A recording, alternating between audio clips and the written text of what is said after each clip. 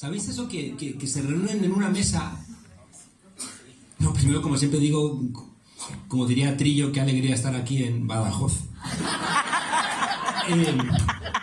Bueno, ¿sabéis que se reúnen en una mesa un empresario, un banquero, un currante y un inmigrante, y hay 20 galletas, y entre el empresario y el banquero cogen 19 galletas y le gritan al trabajador que el inmigrante quiere robar la galleta de tus hijos? Y en esas estamos, ¿no? En esas estamos. Entonces, no es gratuito, ¿no? Que tanto María, Susana, Isa, que hagamos ver a la gente que vivimos en un momento de sociedades saturadas audiovisualmente, donde la gente ve 6 horas, 7 horas de media de televisión. Es verdad que no todo el mundo ve televisión, ¿eh? No es verdad que todo el mundo la vea, pero los que la ven mucho, ¿no? Y es verdad que se hace cierto aquello que decía... Yo creo que no hace falta esto, ¿no? ¿Sí? ¿Se hace falta? Vale. Se hace cierto aquello que decía Einstein, que cuesta más desintegrar, o cuesta menos, o cuesta más desintegrar un prejuicio que un átomo, ¿no? Porque hay muchos prejuicios, y lo saben los del poder. Y estamos aquí porque nos han contado muchísimas mentiras. Hemos asistido a todo un proceso de negociación, y bueno, antes del proceso de negociación, que está lleno de mentiras. Y por eso hoy, cuando pensaba de qué os hablaba, de qué os contaba, pues pensé que iba a hablar de la verdad, de la mentira, de la posverdad, del relato, de todas estas historias que ocultan y que disfrazan la realidad. En primer lugar, que se hable de Cataluña. Ellos sabían perfectamente cuándo iba a ser la sentencia del procés, y creo que es una irresponsabilidad impresionante. Creo que no puede haber una cosa más irresponsable que esperar a una situación así, en la que se divide de una forma muy visceral a la población, dividir a la población para irte a elecciones. Un presidente de gobierno, ante todo, tiene que responder y tiene que representar a todo su pueblo. Irse a elecciones dividiendo al pueblo, creo que es la máxima irresponsabilidad que ha podido tomar como decisión el candidato a presidente de gobierno y presidente en funciones, Pedro Sánchez. Sabe que nuestro pueblo tiene miedo. Muchas veces una parte de nuestro pueblo tiene miedo. Tiene miedo porque Franco se despidió fusilando. Tiene miedo porque nos han golpeado mucho. Incluso, fijaos, cuando protestamos aumentan el nivel de la represión. Ahí está la ley Mordaza, finalmente. Ahí está un poco esa cultura donde ha ayudado tanto la Iglesia de hijo, no te signifiques, hija, no te metas en problemas, ¿no? Ese miedo que tenemos dentro, que al final nos da más miedo ver un contenedor ardiendo que le vuelen un ojo a un chaval de 20 años. Ahora hablamos de ello. Eso no significa que no piense que están equivocándose radicalmente, ¿no? La gente que está prendiendo fuego a Barcelona, ¿no? Pero fijaos, ese miedo, que es una cosa que me enfada profundamente, es lo que lleva a que el Partido Socialista hable a una parte de nuestro pueblo diciéndole: no pidáis demasiado, no os paséis, no exijáis más de la cuenta. Y hay gente de nuestro pueblo que entiende ese miedo y dice: no pidáis más, no exageréis, no vayáis más allá. Y es por eso, fijaos, por lo que el Partido Socialista puede jugar, ¿no?, a decir una cosa y luego hacer otra radicalmente. Porque sabe que este es un pueblo que nos han metido a muchos el miedo durante los 40 años de dictadura y, como dice Martín Pallín, y 40 de convalecencia. Nos olvidamos de que hay un problema territorial y que hay un consenso territorial en España que logramos durante la transición y que ahora está roto. Claro, yo ayer parecía un marciano en la tele. Parecía un marciano. Porque claro, estábamos viendo las escenas de violencia, yo enfadado, estaba un representante de la policía allí, y yo estaba intentando hacer ver cuáles son las razones que hay detrás de estos conflictos, y de repente se corta radical, después de casi 3 horas, ¿no?, de lo de Vía Layetana, se corta para escuchar a la infanta Leonor en los premios Príncipe de Asturias. Como las niñas del Resplandor, ¿no? Era como... ¿no?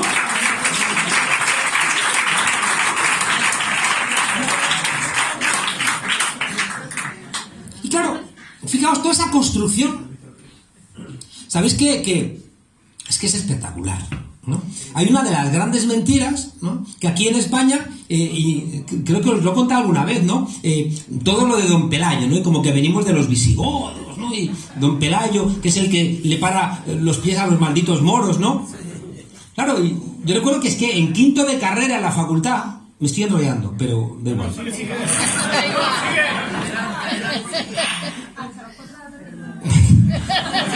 En quinto de carrera en la facultad, la profesora de instituciones políticas, discípula de Valdeavellano, un discípulo por excelencia de Ortega y Gasset, nos contaba en clase que había habido un censo justo después de la entrada de los árabes. Se sabían los árabes que habían entrado porque había también un registro de los barcos que habían cruzado el 711 el estrecho, y después de la batalla de Covadonga, en ese censo habían desaparecido todos esos árabes. Ergo, la única explicación científica era que habían sido derrotados, y como Don Pelayo tenía apenas unas decenas de luchadores, la única explicación plausible para dar cuenta de la derrota de los árabes era que la Virgen les había ayudado. Un moros en mitad de la ceja, otro. Yo, que era un jovencito inquieto, me había leído un libro que se llamaba La formación del feudalismo en la península ibérica, de Martín y Vigil, Barbero y Vigil. Eran dos historiadores marxistas, y claro, resulta que estos habían hecho una cosa intolerable, que era ir a ver las fuentes árabes. ¿Qué conviene? Cuando estudias el siglo VIII, pues conviene que te vayas a ver las fuentes árabes, ¿no? Y resulta que la capacidad de los barcos no era en absoluto la que habían escrito los historiadores castellanos, bueno, o los curas castellanos de la época, y que por tanto nunca habían entrado tantos árabes, y por eso no estaban después en el censo. Recuerdo que se lo cuento en clase a la profesora, y me dice la profesora: ¿qué pasa, que tú estuviste allí? Si mal no recuerdo, abandona el arrianismo y se hace católico. Se hace católico porque había muchas presiones, y para unificar a la gente del norte asumen el catolicismo para poder juntar esas fuerzas, no porque esto es la religión, al poder la religión es una excusa. Como decía Voltaire, aquella frase tan brillante, decía: Dios no existe, pero no se lo cuentes a mi criado, no me vaya a cortar el cuello por la noche, ¿no? Entonces, Recaredo abraza el catolicismo y se le emparenta como si fuera familiar de Don Pelayo, que había más de un siglo de diferencia y no eran familiares ni nada, pero eso servía para justificar esa idea de que España viene de los visigodos, es monárquica, es católica, y es todo una mandanga. Como siempre digo, Bono, el del PSOE, que fue presidente de las Cortes españolas y que se puso implantes visigóticos, ¿no?, que le permearon, ¿no?, la cabeza, resulta que sacó de los sótanos del Museo del Prado unos cuadros que se habían pintado en la tapa de Cánovas del Castillo y la Restauración e Isabel II, que eran cuadros de los reyes visigodos. Y resulta que si vais al Parlamento, son los reyes de España. Y no creas que está ahí ni Mohamed, ni Boabdil, ni Yusuf. Están los jodidos visigodos. Está Alarico II, que nunca pisó la península ibérica. Por ahí está, como si fuera un rey de España, con dos narices y una barba, ¿no? Claro, ¿para qué? Para que después vaya Leonor a rendirle pleitesía a Don Pelayo. No me jodas. No me jodas. Mítica. Entonces ves ahí a las pobres niñas del Resplandor, ¿no? Esto seguro que es delito.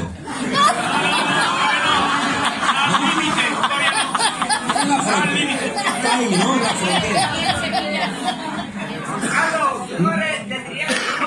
Casi. Casi. Lo he dicho la niña del Resplandor, pero no he dicho cuáles, ¿no? No. Bueno, el caso es que, claro, después ves ahí en esas construcciones, ¿no? En esas construcciones que hacen, ¿no? Igual que mi padre, cuando tenía mi edad, fue a llevar flores a Don Pelayo y tal. Entonces, claro, se construyen estas ideas que nos las van metiendo desde pequeñitos, y al final parece que hay una inevitabilidad de que la fórmula política de España es una monarquía, porque como viene de los visigodos y no sé qué, no sé cuánto, y nos creemos esas mentiras, ya digo que son, pues eso, mentiras, ¿no? Entendemos si leemos sobre algoritmos, sobre Big Data y sobre cuáles son las nuevas fórmulas de dominación. No nos engañemos ahí, compañeras y compañeros. O sea, nos están engañando con fórmulas que nos sacan varios cuerpos de ventaja, ¿no? Ahora si queréis hablamos de esto. Es que si te matan desde un dron, y no ves el dron, ¿qué haces? Te han pegado el tiro y no sabes ni qué demonios te ha ocurrido, ¿no? Y volvemos a aquello que decía Ortega, de que lo que nos pasa es que no sabemos qué nos pasa, ¿no? Bueno, en ese libro contaba una historia que creo que tiene mucho que ver con el nacimiento de Podemos y con la candidatura de Unidas Podemos y con lo que estamos haciendo aquí, ¿no? Y resulta que andaba yo caminando por Donosti, en San Sebastián, con un señor ya jubilado, y de repente en una casa y dice... Esa casa la hice yo con otros compañeros. Y, sí. El hombre estaba muy orgulloso, ¿no? Sí, la hicimos toda de madera, bla, bla, bla. Y me decía que la dueña de la casa era una rica con ínfulas de artista, ¿no? Que se creía muy artista y era muy caprichosa. Y de una ventana decían, ay, no me gusta cómo queda en la puerta, ¿me lo cambias? Bueno, se lo cambian. Es que ahora ya no hace juego con la ventana, me cambias la ventana. Y ahora me pones esta voluta, y ahora me quitas esta otra voluta, y ahora me haces aquí esto, y me haces aquello, ¿no? Y bueno, ahí como que le respondían a sus caprichos. Y al final hacen una escalera de madera, y cuando termina la escalera de madera, le da un hacha y dice, ahora rómpela para que parezca vieja. Y este hombre le dice, no lo voy a hacer. Y la señora le dice, ¿a ti qué más te da? Si te estoy pagando. Y él le dice, no me estás pagando esto, ¿no? Que sí, pues si te voy a pagar, a ti te da lo mismo. Y el otro decía que no, la escalera está bien hecha. Y ahí, fijaos, había una pelea que tenemos que recuperar. Ese hombre tenía una dignidad como trabajador. Tenía una dignidad que no se agotaba en el salario que le pagaba esa señora caprichosa. Su dignidad como trabajador, de hacer bien una escalera, su manera de estar con sus vecinos, con sus vecinas en el barrio, era porque era un buen carpintero. No porque le pagase un poco más o un poco menos esa señora. Y esa dignidad del trabajo es la que tiene que ver con nuestro pueblo, con la gente que quiere trabajar y tener dignidad laboral, y que lo tenemos que recuperar para que no lo malbaraten, para que no lo golpeen, para que no nos humillen. Por aquí era en Andalucía, ¿no? Entregándole unas pesetas a unos jornaleros para que le votaran, y lo reparte, y llega uno y le tira el dinero y dice, mi hambre mando yo. Esa idea de dignidad es la que no entiende Pedro Sánchez, que se ha convertido en Susana Díaz, es la que no entiende Rivera, es la que no entiende Casado, porque nunca han entendido el mundo del trabajo en nuestro país. Eso es Unidas Podemos, compañeras y compañeros. Eso es Unidas Podemos.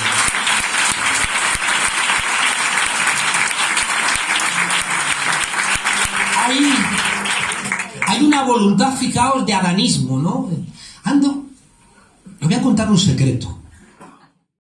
Que iba a pelear con Hitler, que los de la división, que los de la 9, que fueron los que entraron a liberar París precisamente de Hitler. O sea, esa mierda de equidistancia, como decías tú, ¿no?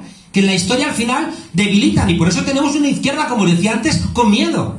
¿Dónde está la reivindicación de un país que le paramos 3 años los pies al fascismo, mientras que en otros lugares fue un paseo? Aquí les costó 3 años. Y fusilar a 200.000 españoles. A 200.000 españoles. Claro. Y todavía hay 115.000 en fosas comunes, en zanjas y en cunetas. 115.000 de aquellos valientes.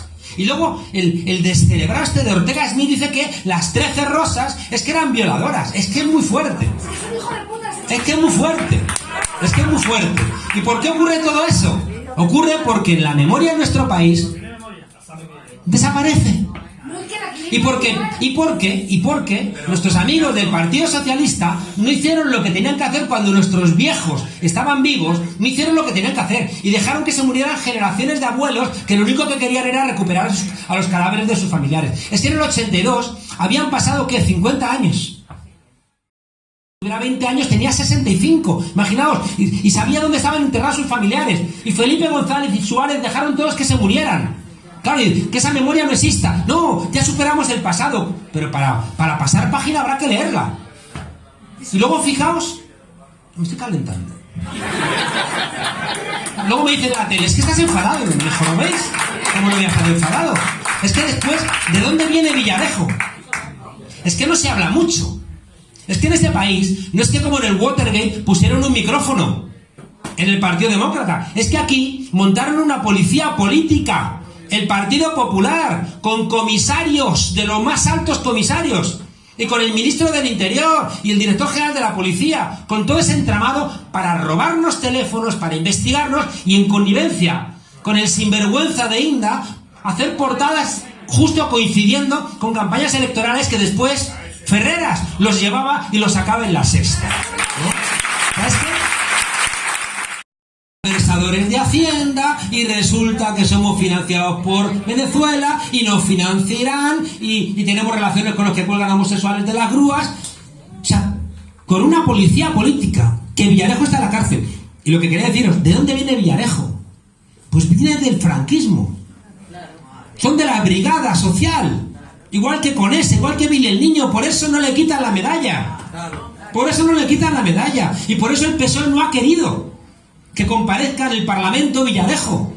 Y resulta que el PSOE, el PP y Ciudadanos están de acuerdo en que no comparezca Villarejo. Pues claro, porque os ha hecho muchos trabajos sucios. Y porque tiene mucha información de todos vosotros, ¿no? Y luego dicen, no. Y creo que, como decía bien Isa, yo no sé si el subconsciente de Pedro Sánchez, porque si tiene subconsciente es que tiene consciente, y yo no llegaría a tanto, ¿no? Pero es que cuando se sale del guión que le escribe Iván Redondo es cuando dice alguna verdad, ¿no? Y dice, me quitaría el sueño, y yo le decía, coño, ya has dicho algo de verdad. Porque es verdad que le quitaría el sueño. Porque es que, no sé si alguna vez habéis volcado con un coche. Cuando vuelcas con un coche, una inercia. Y a este, como se lo cargaron, este lo único que quería es ser presidente. Lo intentó, recordáis, en 2016, lo intentó con Rivera. Es que, dicen, es que impidió Pablo Iglesias que Pedro Sánchez fuera presidente. No, lo que impidió es que Rivera fuera vicepresidente. Es lo que impidió, que Rivera fuera vicepresidente. Nos olvidamos.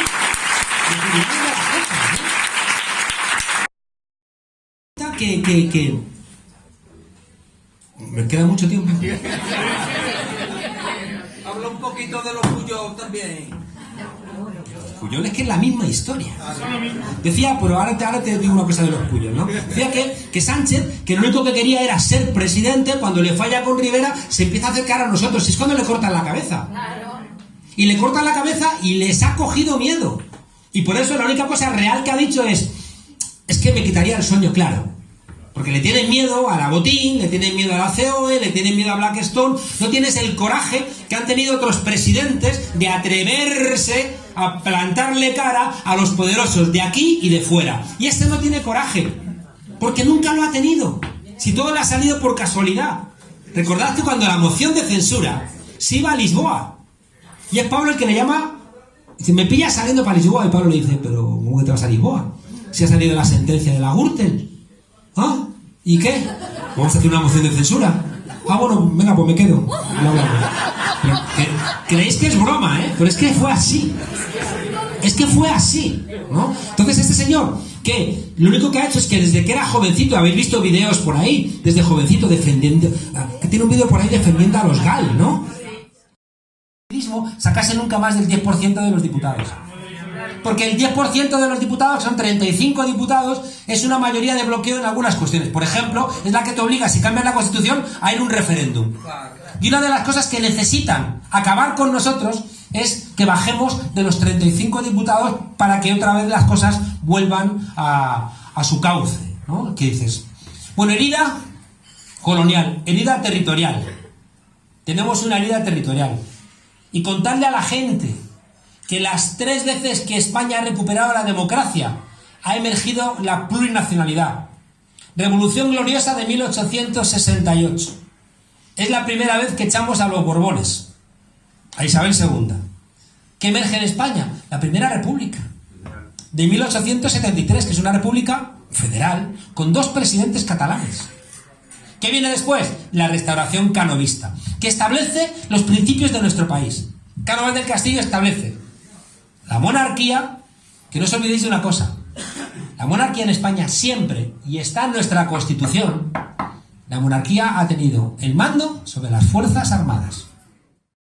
Que para nosotros es como el general demócrata, porque paró el 23F diciendo que si venía la Brunete la bombardeaban. Él tiene unas declaraciones diciendo yo he servido a Franco, yo estuve en la guerra civil, yo creo en el golpe del 18 de julio, pero mi general me dijo que me pusiera las órdenes del rey Juan Carlos. Y el rey Juan Carlos aquel día me pidió que frenase el 23F. Si me llega a pedir que asalto a las Cortes, las asalto. General Quintana la cárcel. ¿no? Entonces, claro, la monarquía en España, fijaos, ya digo, viene de esa estructura con el mando de las Fuerzas Armadas, el bipartidismo, solamente dos partidos, los liberales y los conservadores, el centralismo, para controlar desde Madrid todo, y un capitalismo de Joaquín Costa, de oligarquía y caciquismo, que todavía existe en nuestro país ahora mismo. Lo decía Isa. Es decir, que aquí el problema es que los oligarcas ahora ya son globales. Pero cuando Pedro Sánchez se sienta con Blackstone, le dice, tranquilos que aquí no va a haber problema con los alquileres. Tranquilos que no vamos a poner ningún tipo de freno a los alquileres, ¿no? Claro, y es lo que decían, Y por eso, fijaos, ese entramado que había en España entre centralismo, bipartidismo, monarquía y capitalismo de amiguetes. ¿Y la iglesia? Bueno, la iglesia era la que hacía que nosotros estuviéramos disciplinados y callados. No, ahora voy a la izquierda, que es la cuarta vida, la iglesia. Pero fijaos, ahí fue honrado el rey Juan Carlos. La única vez que fue honrado, o por lo menos la vez que para mí fue más honrado, fue cuando le regalaron un yate y lo llamó bribón.